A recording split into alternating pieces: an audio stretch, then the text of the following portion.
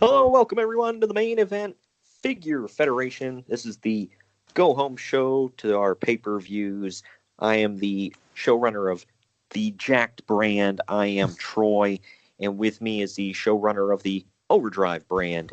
It's Greg. What's up, Greg? What up? And I believe I'm going first this week on the go-home edition of Jakk'd Overdrive. It's the Monday Night War before Christmas. And because when I think about Christmas, I think of war. Well, exactly. I mean, the great war between Santa and the Mitzvah Moose.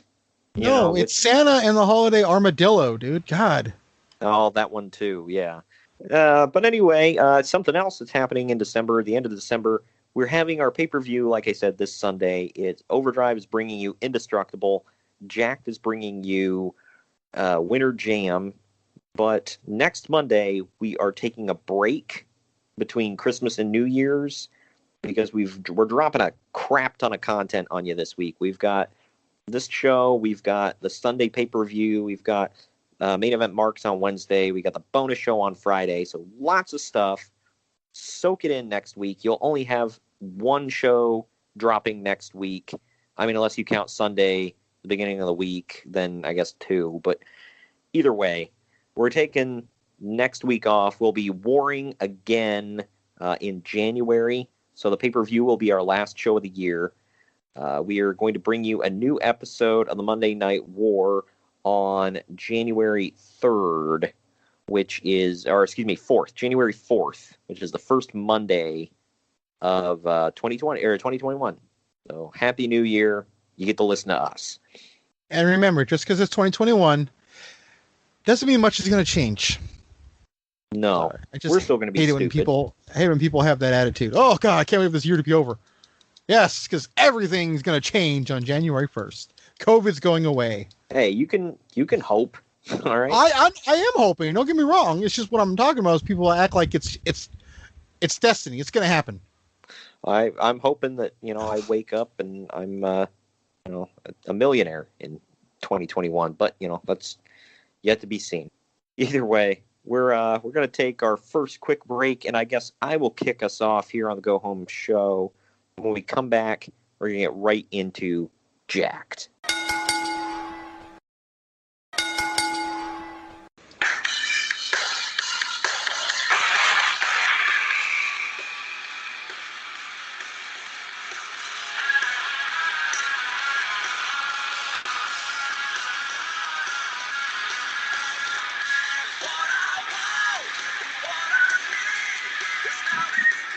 Hello, everybody, and welcome to the Go Home edition of Monday Night Jakk'd. This Sunday will be our second pay-per-view ever, Winter Jam. We're bringing it to you live this Sunday night, where the main event will be Hulk Hogan versus Ric Flair for the Heavyweight Championship. Tonight, they will sign their contracts for that match, but we're opening up here with a little hardcore action.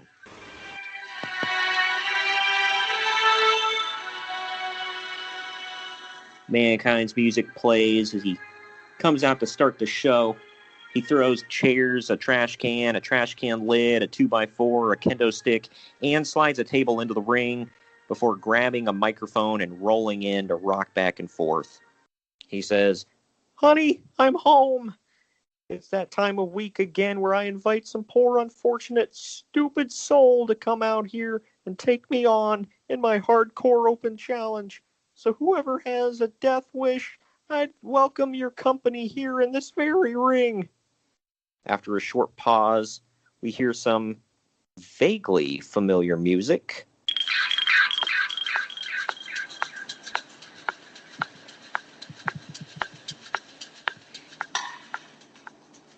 We hear the music, and we see on the Tron the words, "Lethal Weapon." Steve Blackman now makes his way to the ring with those sticks that he always had in his hand. Mankind looks pleased to see his old friend, but he quickly turns from happiness to blind rage as he charges at Blackman. Blackman actually controls this match for quite a while as he beats the crap out of Mankind with every weapon that Mankind introduced to begin with. Mankind uses a thumb to the eye and rakes the eyes to gain control. He sets up the table in the corner and he smacks Blackman in the back of the head with a 2x4 so hard it breaks in half. Mankind then double arm DDTs Blackman into the propped up table and then pins him for the win.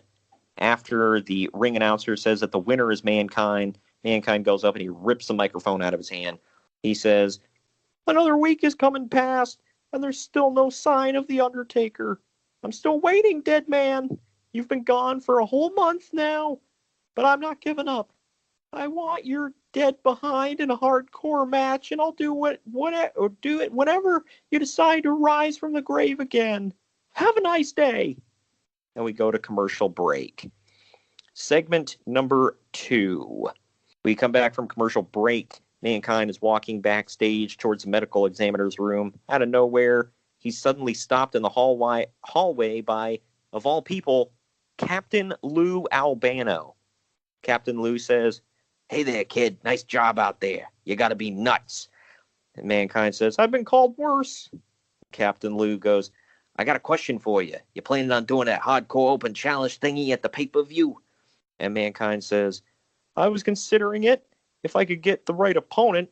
"Why? Are you planning on climbing into the ring with me, Captain?" And he says, "Me? Oh, no. But I got just the right opponent for you. He ain't here with me tonight, but I can bring him on Sunday if you're interested." Mankind says, "Bring him on, Lou." And Captain Lou says, "Great. See you Sunday, kid." And then he walks off as Mankind smiles sadistically. Now we go to segment 3.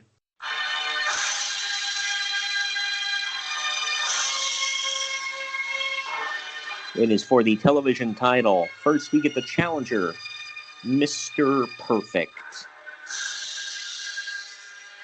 After he makes his way to the ring, we get the champion.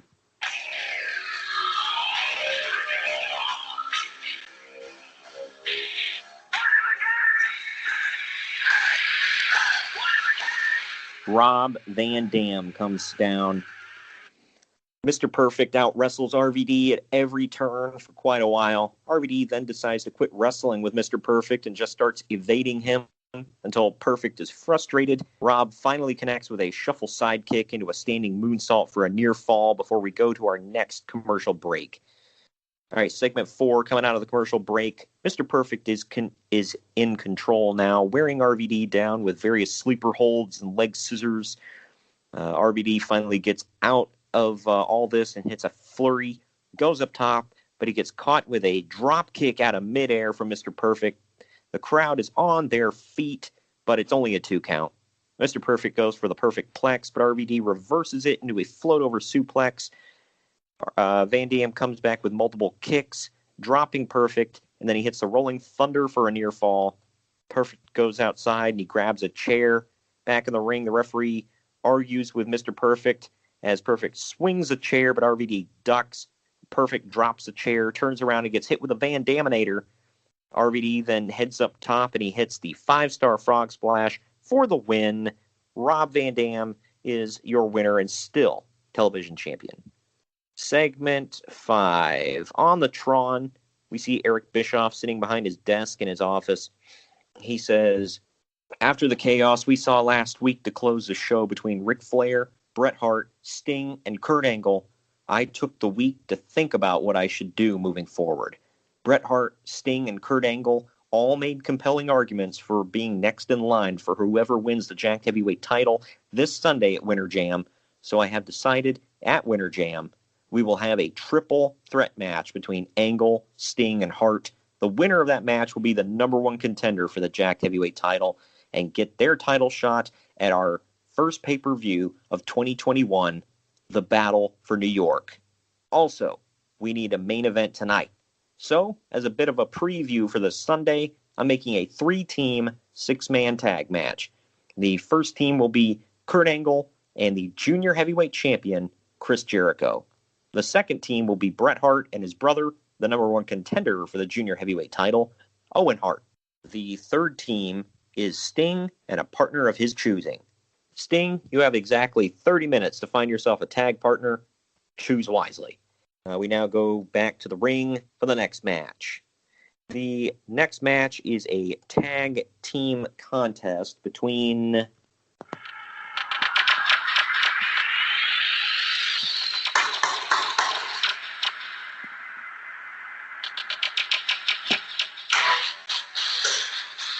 the Hollywood Blondes, Stunning Steve Austin, and Flying Brian Pillman.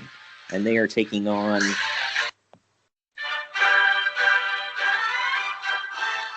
the number one contenders for the Jakk'd Tag Team titles, the British Bulldogs, Davey Boy Smith, and Dynamite Kid.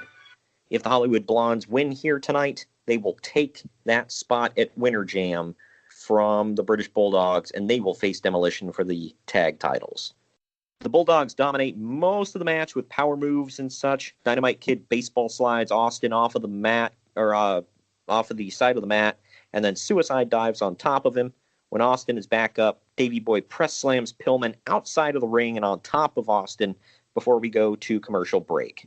All right, Seg 7, we come back from the break, and the Blondes are in control.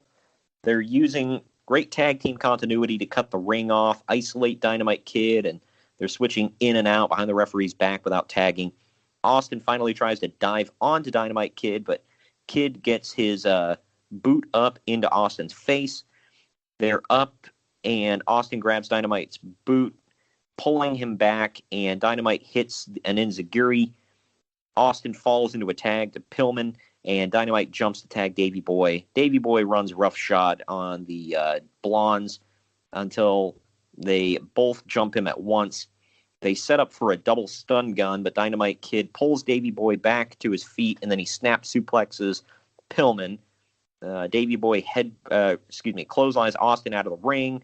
Then he press slams Dynamite into a flying headbutt to Pillman before pinning him for the 3 count. The British Bulldogs win. They are going to Winter Jam to face Demolition for the tag titles. Segment 8. Backstage, Don Callis is standing by with Sting, who has a huge smile on his face. He looks ready to go. Callis asks Sting who his partner is for tonight. Sting says, "You know, Don, I didn't have to look that hard to find someone who wanted to get back into the swing of things at the top of the card and mix it up with Angle, Jericho, and the Hart Brothers. My partner, he may not shock the world, but he sure will electrify it." Just then, The Rock walks into frame, and we can hear the crowd explode. The Rock says, "Finally, The Rock has come back to the main event of Jakk'd." Don, don't look so damn surprised. Close your frickin' mouth. You're looking like a fish. Stinger, I appreciate you thinking of The Rock and asking me to be your partner tonight. You know, after losing to Hulk Hogan at Rage in a Cage, the Great One is looking to lay the smack down on some candy asses and get a shot at the gold again. So tonight, the little Stingers and the millions and millions of The Rock's fans can join forces as they cheer us on. And after we win here tonight, I'm going to prove that Eric Bischoff made one hell of a mistake by overlooking The Rock for that number one contender match this Sunday. If you smell what The Rock is cooking. Sting shouts, "Woo!" and walks off as the Rock walks with him towards the ringside area. All right, segment 9. This is actually our main event of the evening. We get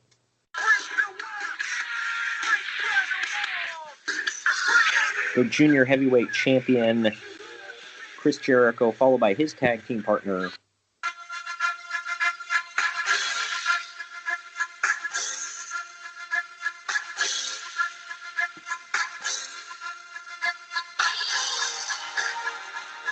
Kurt Angle. Next up, we get... They're coming out together, both sporting the pink and black. It's Bret and Owen Hart.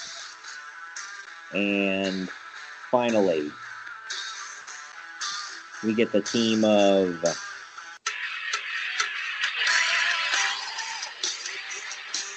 He's coming to do this. He's coming to do that. He's as strong as a bull and as quick as a cat. The man called Sting and his tag team partner. If you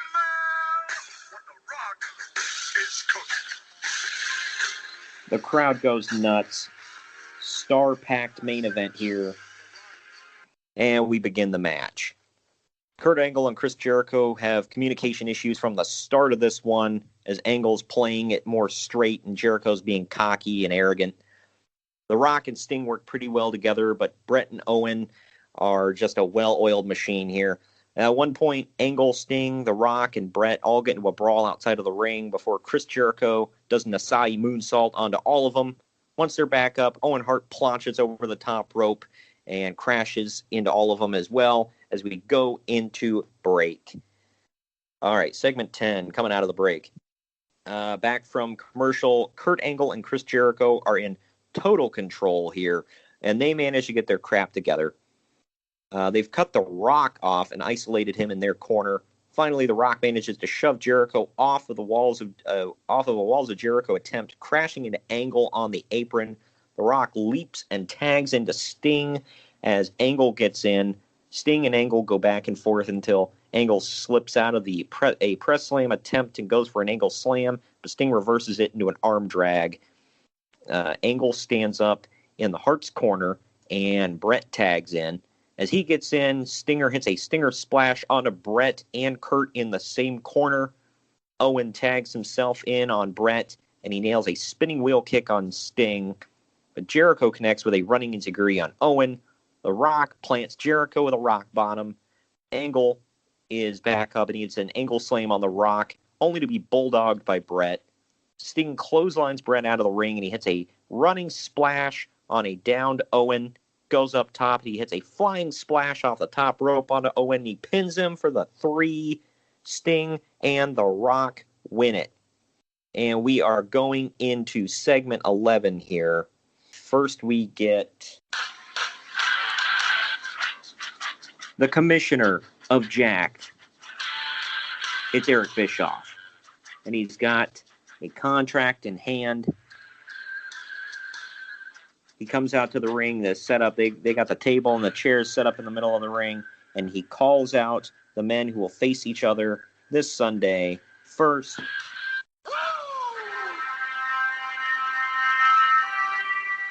the Nature Boy, Ric Flair. The fans are booing. And he's followed by... The crowd goes absolutely nuts. It's what they all paid to see. The Hulkster in his red and yellow glory.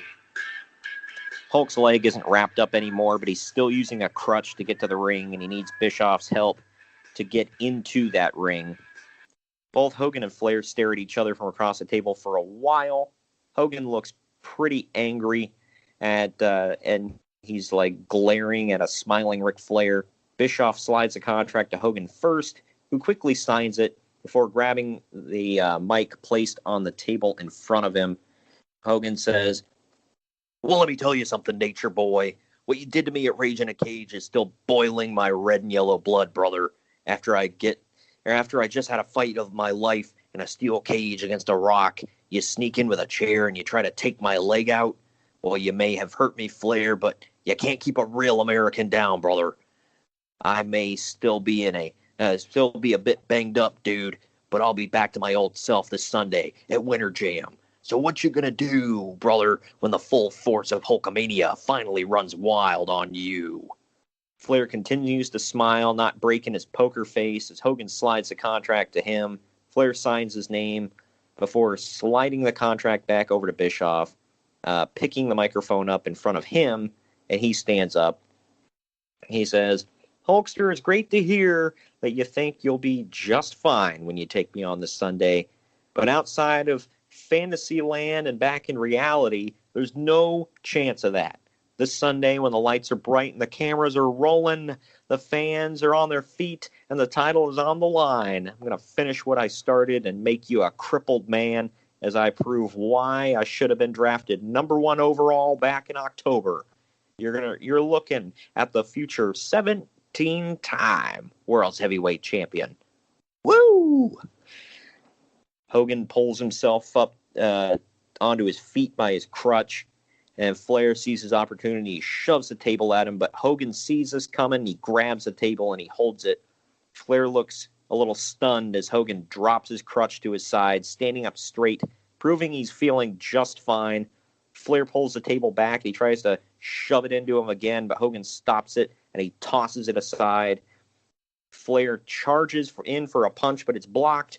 Hogan hits 3 punches in a row, whips Flair against the opposite ropes, and he goes for a big boot, but Flair grabs the ropes. He slides out of the ring. He backs up the ramp, pointing and shouting at Hogan, while Hogan tells him to bring it on, brother. Hogan then poses for the now standing crowd as Real American blares, and we come to a close. End of show. Because Hogan must pose, brother. Had to get it in one more time before the pay-per-view, man. Another week where I didn't see on the reveal or the mystery coming, Steve Blackman. Yeah, that one was that one was more random than Doink the Clown. So, I disagree, but yeah, he's obviously not a point of laughter like Doink was, but I feel like this is a good opportunity for me to showcase my collection and kind of the weird ones that I got hiding. There's got to be an appearance from one that I'm waiting for. I think you know who I'm talking about. Well, I hope you're not thinking of Rob Conway because he already popped up. No, there's another one. Okay, I'm not going to tell you. I want to see it though. Well, we'll see.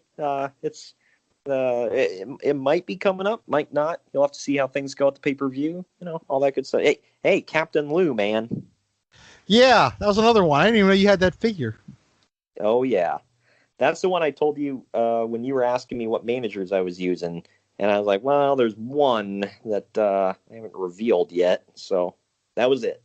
Yeah, it was all good because there's no way I can use him anyways. Yep. That's a Mattel figure they never made. Yeah, fail. How can you not make a Captain Lou Albano? Come on, man. They made the Wild Samoans, too. I know. Like, what the hell? They also made the Wild Samoans in with jacked figures, and they have the same exact body as Yokozuna and Vader. Just a little darker. That was a little bit... What? Yeah. Stupid. All right, stupid. That's the go-home edition of Jakk'd. I guess we should hit the break one more again and come back with Overdrive. What do you say? Let's do it. All right.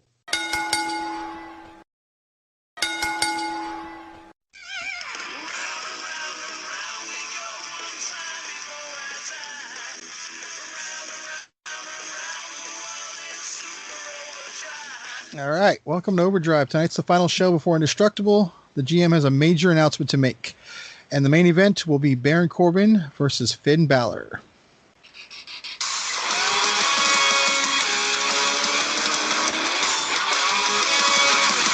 All right, Baron Corbin enters. He has the United States title with him, and he is flanked by no less than a dozen security guards.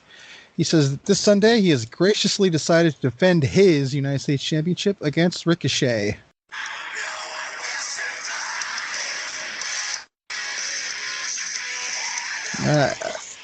Tommaso Ciampa makes his way out. He says that Corbin playing little schoolyard keep away games is cute, but tonight things are about to get very real. He smiles, waves by, and walks off as Corbin has a worried look on his face. All right, segment 2.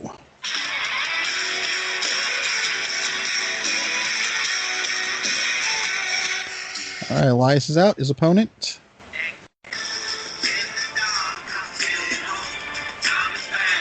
Cedric Alexander.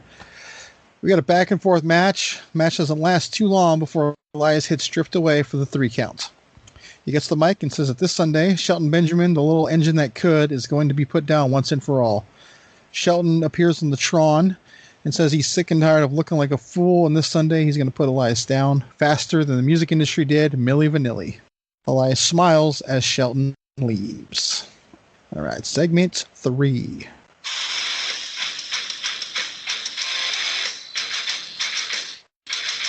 All right, Viking Raiders make their way out. Their opponents are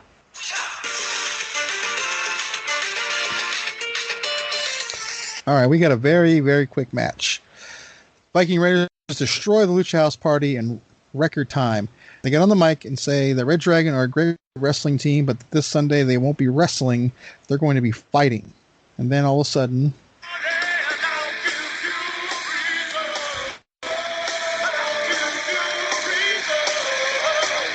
All right, the music's playing, but we don't see Red Dragon anywhere. The Viking Raiders are looking around for him. They kind of smile. They're getting ready to leave. All of a sudden, Red Dragon attack from behind with chairs. They're fired up and beating the holy crap out of the Raiders to a pulp. The Raiders retreat, and Red Dragon stand tall. Okay, segment 4.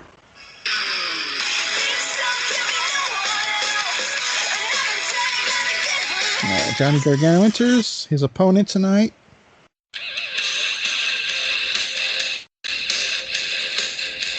It's about to be Johnny Gargano versus Matt Hardy. Before the bell rings,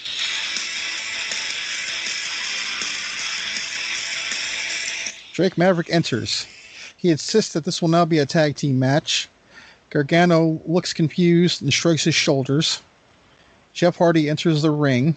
Our match starts as we go to commercial break. All right, segment 5, backroom commercial. Gargano and Matt Hardy are going back and forth as Maverick is playing cheerleader. Matt gets the upper hand, hits the side effect for a 2. He tags in Jeff, who keeps on the attack. Gargano hits a side kick, flooring Jeff, and makes a tag to Drake. Drake gets in, but trips over the bottom rope, giving Jeff enough time to tag in Matt. Matt immediately hits a twist of fate. He tags in Jeff, hits a swanton for the win. Post-match, Gargano is frustrated and threatening Drake. All of a sudden, the lights go out, and we see the Hurricane logo in the ring. Lights come back on. Drake Maverick's gone. Hurricane logo spotlight is on Johnny Gargano again. Segment 6.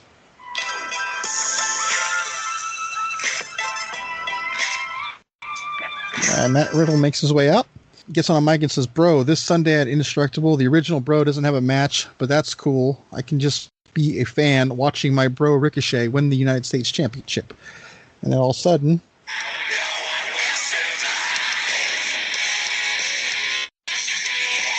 Ciampa makes his way out again and says he isn't here to correct Riddle or anything. And Riddle jokes, "Is that because I'm not wrong, bro?"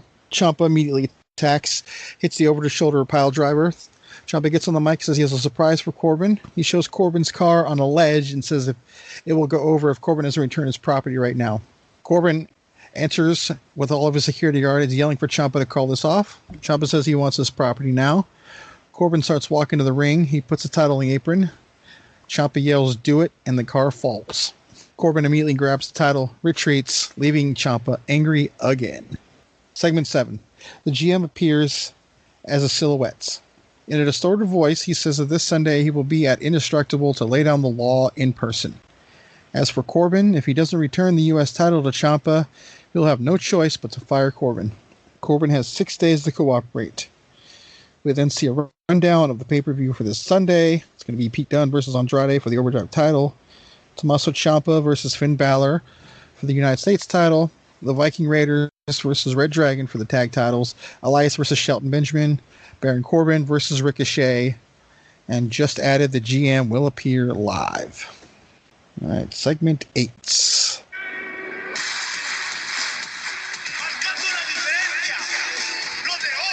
Andrade makes his way out. His opponent.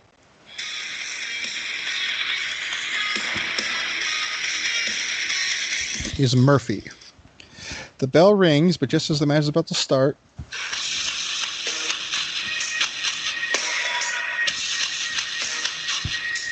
Pete Dunne enters and sits at the edge of the ramp to watch the match.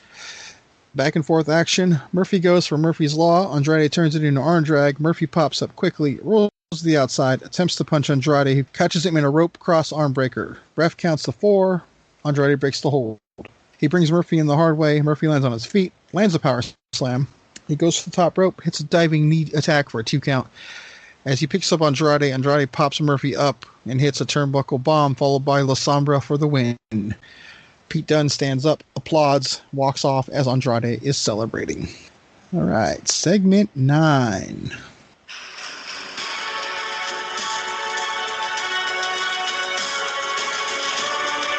Cesaro is out. His opponents.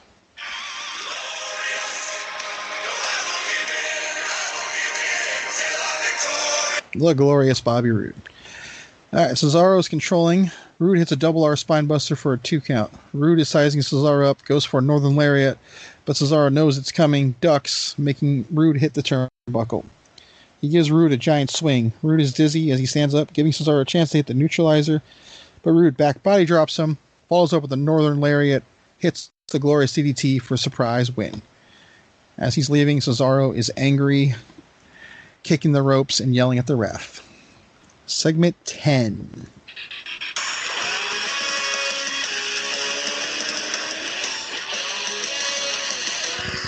Corbin's out with all of his security. He gets on the mic and says that he won't be returning anything because the United States title belongs to him now. If for no other reason, collateral until Ciampa buys him a new car. He hands the title to an armed guard and tells him not to let it go for anything.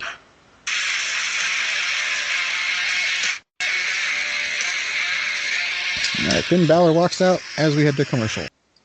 All right, back from break. Corbin is strong-arming Balor.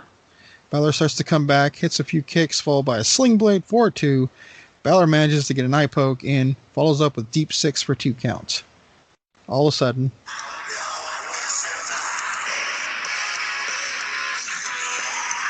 Tommaso Ciampa enters, and Corbin makes 2 of his guards get in the ring.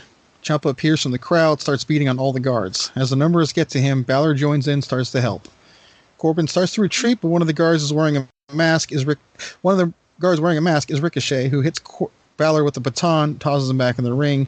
Balor sees this, climbs the top rope, hits the coup de grace for the win, as the match was never called off. Ciampa starts to approach the guard with the title, but the guard runs to the crowd, leaves the arena. Balor and Ciampa stand tall, staring at each other as we fade to black. All right. Still no retrieval of the United States title, I see. No, that bastard won't let it go. Can I say that? Yeah, sounds like me with a Big Mac. Wow. But all right, man. Well, there you have it. It's our go-home editions of both Jakk'd and Overdrive. The pay-per-view is this Sunday. I hope you all tune in. Like I said, we've also got a ton of great content coming up this week for the main event marks on that side of the podcast. Wednesday, we have D-Generation X In Your House from 1997. And on Friday, we have AWA Super Clash 3. These were 2, should I say, interesting shows? They were fun to record. Yeah, I will say that. I like saying that because that's just my way of saying they were not that great. But although I did like DX In Your House one though. But right, I did. I mean, there was some fun stuff. It was an adventure in there. So, but all right, yeah, and like I said, this Sunday, check out. Keep an eye on your feed because we are coming at you with Indestructible and Winter Jam. I'm looking forward to seeing what you're going to close out the year with, because I think I'm coming with some hot pitches. Don't forget to keep up with us on social media, facebook.com/main event marks pod. And you can also follow us on Twitter and Instagram at main event_marks and at main event collector on Instagram. We'll have all the updates for you on the podcast and everything else. I guess we will see you all on Wednesday for D-Generation X In Your House, and tune in this Sunday for the pay-per-view.